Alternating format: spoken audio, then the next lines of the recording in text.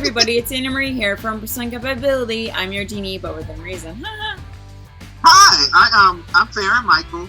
I represent Indigo Pride Tarot. You can catch me on YouTube. I'm a psychic empath, Indigo Child, Starseed, Light Worker. So that's me and who I am. And I'm happy to be here with Anna Marie. Yay! Today. So please don't forget to like, subscribe, comment, and share our episodes on both of our channels.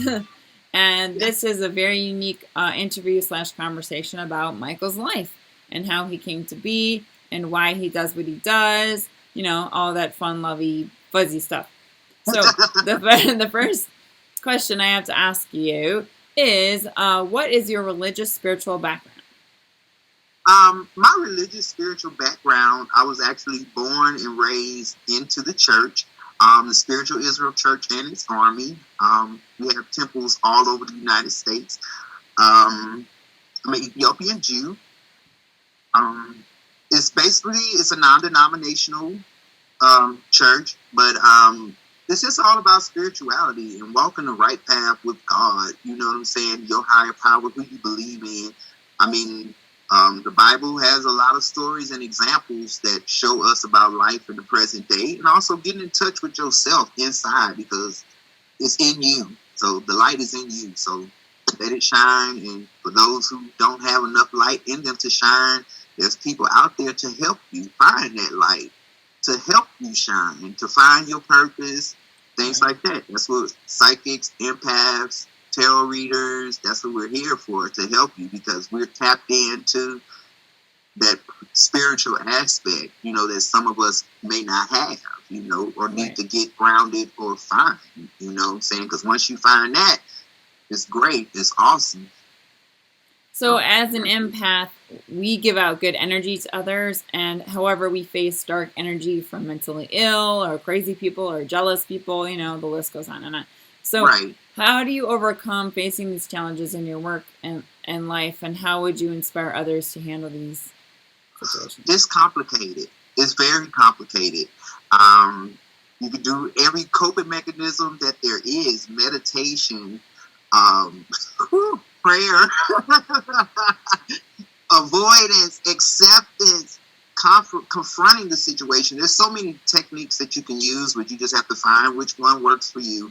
And trust me, it's not hard, because you're always under attack spiritually. Just because you smile, you shine, you're happy, you love life, so you shine light on the darkness, and so the darkness has to attack you, you know, to try to take you out your place. But it's tough. It's very tough. And who else can do it? An empath. We'll eventually overcome it, right? Yeah. Even though it's hard. It's tough. Yeah. What events in your love history led to helping others with their love life in tarot? It helped me, basically. What events in your love life? The events that helped me was actual heartbreak. It was heartbreak. So what specifically? Specifically, a belief in a serious relationship that did not go well, you know, and it was heartbreaking. And sometimes when you invest a lot into a person and you get nothing in return, it kind of is life is shattering, you know, like, wow, you can offer someone all this love and they like don't even want it. It's like, wow, you know, and it makes you feel, you know, self-conscious about yourself. Like, what is it about me?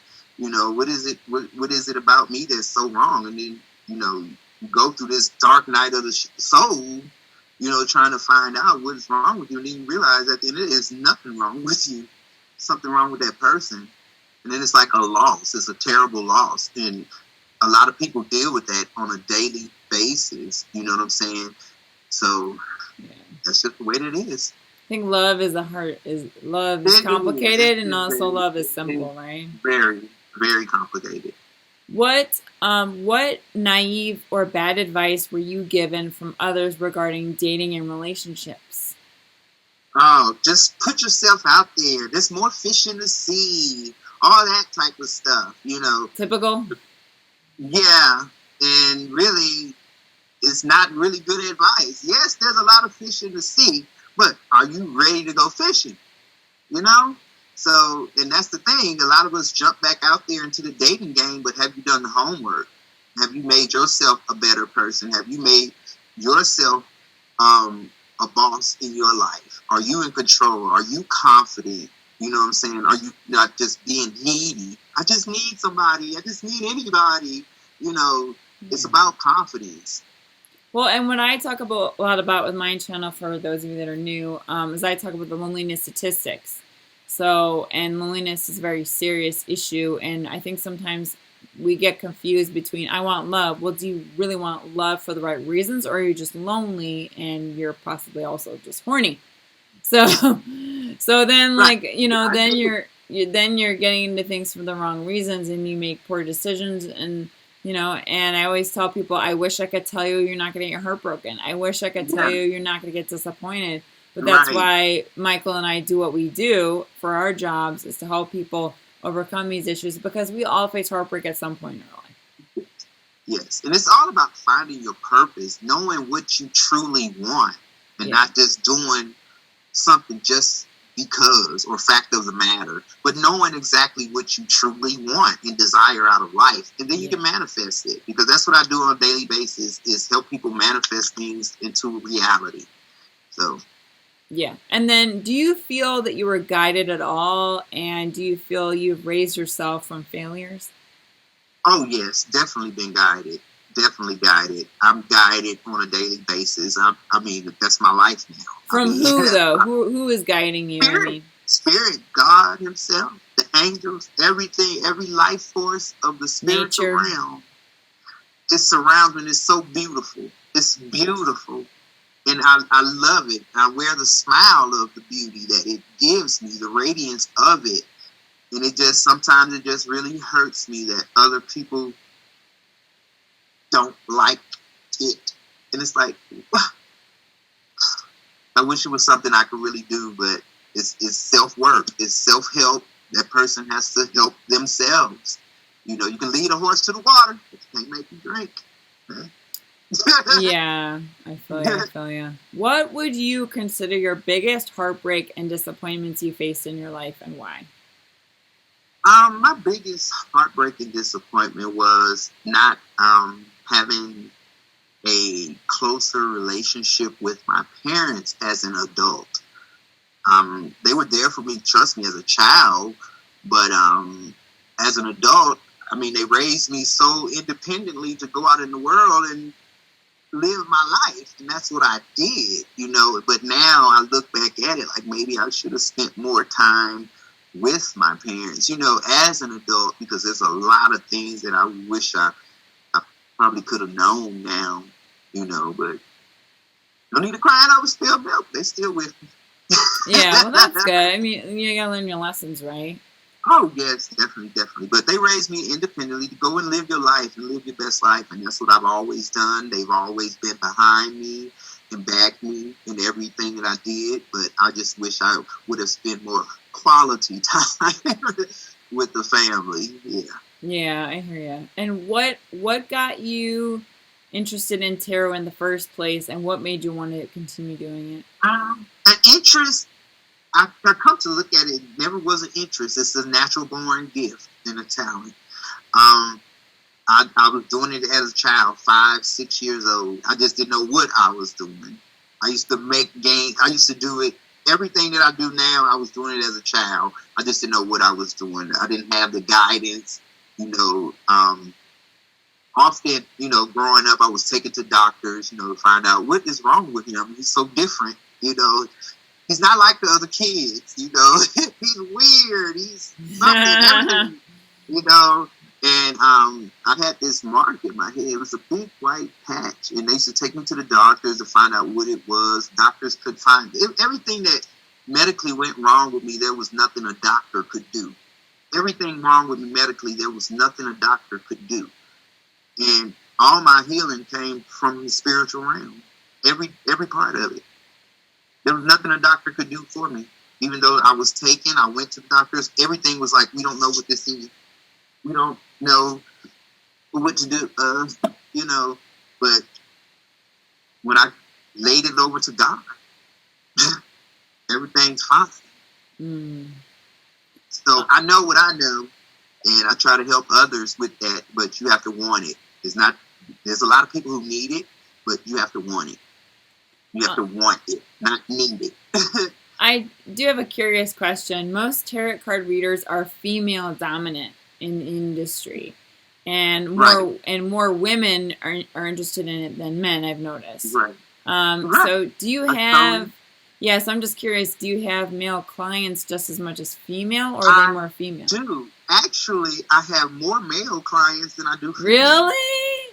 Well, basically, no, it's not like 50-50. It's like 50-50. Interesting. It's 50-50 because me, I'm a divine feminine. We all have masculine and feminine energies in us, but I'm equally balanced with a masculine and feminine energy. Equally balanced. So it makes me quite intricate and unique. Interesting. So and it causes confusion in dating, relationships, sexual encounter. I mean, it's quite allure. It's weird, but only a divine feminine or masculine would know what that feels like, because you just have just as much man as you do girl.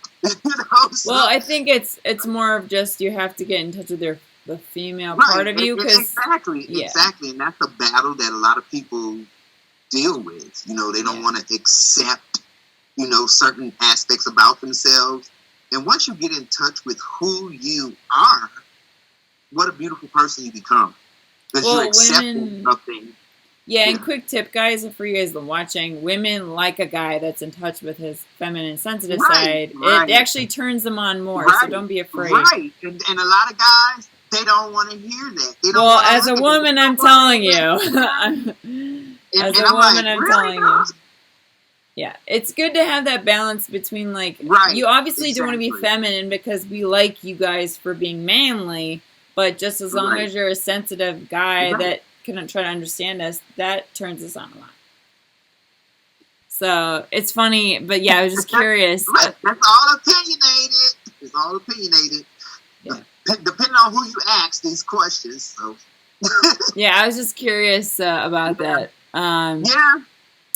And then so then men feel comfortable talking to you about it then because you're a male tarot card. Right. And then the fact that I'm unbiased. I'm not judgmental. And that's what a lot of people, you may talk to your friends and you're like, well, friends can be judgmental, friends can hurt your feelings, or vice versa. So by me being a tarot reader, I do have a lot of feelings and emotion, but I'm non-judgmental. Right. Right. And most tarot readers have been through the ringer. We've experienced so much in life that gives us our intuition. That's why our intuition is so open, because we've experienced these situations in life multiple times on multiple levels of degree. Just over. Our life is chaos because our empathic abilities. So we deal with this, and so we help others. That's what we're here for. Right. What memorable experiences have you had that are spiritual and angelic? And can you give specific examples? Did you see any, did you feel any, energetic, angelic feelings when you're in nature? Or did you witness any ghostly things? Definitely. The spirit is around me full time, except when I ignore it. You see what I'm saying? It's there full time, but sometimes I ignore it because I'm still human. I'm human, I'm human. Well, I think healing never stops. And sometimes you ignore your intuition. You ignore that inner self, and sometimes you may get out of character. You may do some things that you may not normally do, but recognizing, but it's always there. I'm telling you, it's always there. And experiences, my life is an experience. But and my everyday life is an experience. So. Can you share them? No. Okay. All right. Okay. So your audience is gonna be like, dang it. Well, that keeps you watching. Well, maybe I will get Michael to take it out of him eventually. The genie has magical powers to get it out of people. Like, come on! I know you want to tell me. I know you want to tell me. Right. I know that's right. Yeah, YouTube, Indigo Pride. There you go. Yeah, subscribe to his channel. What are the most touching tarot card readings that you've given to your clients? One stands out a lot. It was the bombing that was in Tennessee. Oh wow. Um, That's recent, isn't it? Yeah, it was a couple of months ago. I think back in January, I believe. I did a reading. I was doing a general reading, and that energy came out in the reading. The whole situation. I'm like, this death, you know, and I started crying because, and that's I got so emotional because I'm like, I wish it was something I could have done to prevent it or stop it or something, but to see it and there's nothing you can do is kind of heartbreaking. You know, it's like, you know, and sometimes when I get spiritual downloads, you know, of tragedies or disasters, it's like you can't really prevent it, but you know about it. You know, I looked at a specific instance, a family member, an instant came in, it was like, this person is getting ready to go to jail, they're going to get locked up, and I'm trying to call and everything, and then when I finally got to a family member, they're like, this person's already in jail, and I'm like, oh my God, you know, I wish I could have prevented, you know, stopped them some kind of, or intervened some type of way to stop it, and only if I would have got through in time, you know. So I'm like, wow, it can be done, but not always. So that was a tarot card reading in your own, like you gave yourself a tarot reading and you read it? Yeah, I was doing the general read, like when I record for all the 12 zodiac signs. I think it was for Pisces. I don't know. I think it was for Pisces, if I'm not mistaken. This was several months ago, and that energy came out, and it was so. I mean, I started crying. I didn't dare stop recording because, I mean, you know, and I didn't even watch it. I haven't even replayed it back to even watch it because I don't even want to witness what I went through in that reading because it was so. Because I'm emotional. I'm very emotional. I'll cry. I'll get mad. My emotions, I wear them right here on my sleeve. You know, I'm a soldier of emotion. You know, so it's difficult. It was difficult, but I know that that's a part of who I am, and my job is to carry some of the weight of the world on my back, you know, for all mankind, you know.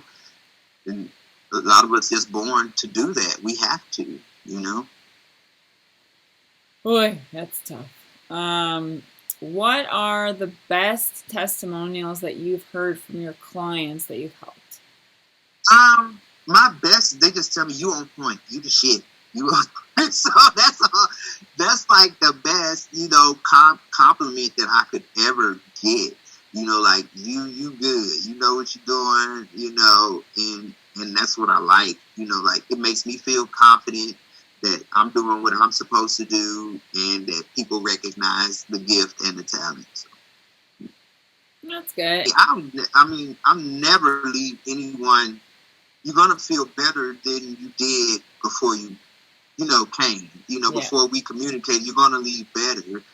I'm not gonna leave anybody hanging, even though what may come out in a reading may not be good. The thing is to fix the situation, because we all have, you know, trip ups and mishaps in life.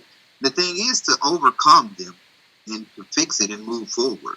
You know, whatever it may be, it could be, we all have devil energy in us sometimes, you know, nobody's perfect. So, I mean, the thing is to recognize it and fix it and move forward. And that's what being a spiritual guide is for, you know, just to be guided along the way. You know, when you get lost, get put back on the right path so you can keep going. Yeah. So everybody that I have had no bad press, bad publicity, negative comments or anything. And I've actually honestly been waiting for it. Like I am waiting for some person to tell me, oh, this isn't da da da da da. but it hasn't happened as of yet. So I'm like, okay, I'm doing something really right. So That's good. I'm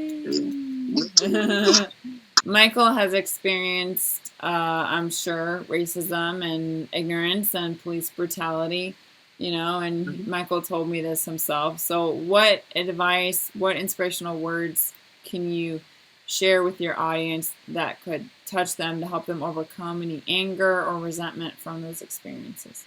All I can do is go based upon the experiences I've had with law enforcement. In most cases, I had done nothing really wrong and had been victimized by police. And what was the specific situation? Did they just not, I'm just sitting curious. outside with neighbors and police were called. I was basically humiliated because I wasn't from this particular state, which was a southern state. Oh, you're from the city and ha ha ha, you think you're somebody, yeah, they're looking at my driver's license. Oh, yeah, this is real futuristic. Yeah, you're from Washington, D.C. Yeah, you think you're somebody. You think you're big time and all that. And I'm like, sir, it's not, and, just the teasing, the torment of it, it was just like, why? And, of course, me, I'm going to snap. I'm going to go off. And, why are you even harassing me? Why are you even here? I mean, what am I doing? You don't even have anything to arrest me for. You don't have anything to arrest me for, so you just take me to jail for public swearing. For swearing in public. I had to drive across 2 state lines to go to court 5 times for public swearing. Do you know how much money that cost me for public swearing? I mean, and there's like people out here doing crime. Well, I like my response would be like, don't you have better things to do? Like, don't you have more serious crimes to take care of? When you're a black man in America, it does not matter. And I have this on my record. You see what I'm saying? So even though I did nothing wrong, this is going to follow me for the rest of my life. You see what I'm saying? Yeah. And it's not fair. And a lot of black men and women get records like this for no fault of their own. Now, how can you get a good job? How can you do anything for somebody just doing something? It's not fair. And I mean, we seen this with George Floyd. I mean, they killed this man right in the street, like killed him. It's like, really, nobody gets this. Nobody sees nothing wrong with this. And it's not only do you have to die. I mean, those of us that do survive and live through these situations, you're still haunted by it for the rest of your life. Yeah, and a lot of what I do with Pursuing Compatibility, the Genie talks about how mental illness is real and mental health is real, and right. I think that I mean, I'm not excusing. To be trained on how to deal with mental illness situations, like I heard that disturbance calls. I heard that they actually go through a mental health screening. However, my question is that even though some cities, I think it depends on the city, I think some cities have, even if they have an intense mental health screening, I think that some police officers, they're under so much stress and PTSD on the job that their mental health can get damaged on the job, which would make sense why sometimes they would react a certain way on the job. Like, I'm not excusing that behavior 100%. Like, I'm not excusing it. I think it's case-by-case basis because it's not about being a cop or a law enforcement officer. It's about the individual. Yeah, I think it's about individual. Anybody can put that badge on. I can go get a badge and put it on. I can put that uniform. Anybody can put that uniform on. Yeah. It's about the individual. I mean, there needs to be some type of better screening or something because people pretend very well. Yeah, people lie. People lie all the time. Yeah. People pretend very well. So, and a lot of people get under the radar. They fly under the radar, and now you have this national issue, a global issue. I mean, racism not only is in America, I mean, it's all over the globe, Yeah. Well, and I think, I agree. I don't know I don't know the specifics of how they're approaching the screenings, but I think there's different types of ways they can screen, you know, like, because like you said, people pretend, people lie, people can lie very well and act like everything is good. Right. And then when they're on the job acting, like, I think it should be a fusion of mental health screening and on the job performance. What would you do in this situation? Act it out. Show it to me. Because that proves somebody's character. Right. And it's just a process, and I think a lot of people are waking up. I listened to a couple of podcasts like this morning, and a lot of people are waking up and going through this spiritual awakening. Everybody's trying to make the world a better place, to make things balanced and equal, so everyone can be happy and live out their dreams here on earth. You know, nobody has to be oppressed or put down or held back. You know, all that, it's time out. You know, it really is time out. You know, it's time out. It's exhausting at this point. You know, let's do something different, America. You know, like, damn. Excuse me, but no, it's fine. I can take it. Don't worry, I can take it. The genie has heard a lot, so it's okay. So, in summary, everybody, is that the lesson is that Michael has been through a lot, and there's a reason why he does what he does, and he touches people's hearts, and I touch people's hearts with specializing in dating, relationships, and society with creativity, improving it. That's what I do. I focus on loneliness statistics and helping people like that. So if you're interested in tarot card reading and spiritual guidance, you can reach out to Michael and subscribe to his channel at tell everybody. Indigo Pride Tarot. Okay, and then you can go to Tarot for YouTube. I'm trying to set up websites. Oh yeah, Facebook, Indigo Pride Tarot on Facebook, or follow me on Instagram, Indigo Pride Tarot. Indigo Pride Tarot anywhere. So. And then you can follow me on TikTok. And then you can follow me at Pursuing Compatibility, and Pursuing Compatibility is found on YouTube, on Apple, on Spotify, on other audio platforms. Also, it's on, please follow me on Instagram and on Facebook. I'm very, all over the place. So, hopefully this was helpful. This interview and conversation was inspirational and insightful and helpful to everybody, because that's the goal of the genie, is to trigger inspiration. And Michael's job is also trigger inspiration in a different twist that I do, of course. Because we have different fields. It's all about love, and happiness. Yeah, exactly, right? And don't forget to like, subscribe, comment, and share this episode. Help us grow. I know you wanna.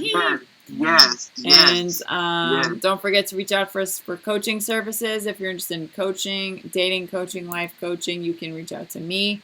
I give a creative twist approach to my approach of coaching. If you are interested in tarot and spirituality guidance, you can reach out to Michael. Okie dokie, everybody. And that's all we got for today. Sayonara, peace out. Love, huggles, and compassion. And don't let adversity and bad crap get you down, because Michael and I, we've been through it all. And you can't beat us. So there. Just kidding.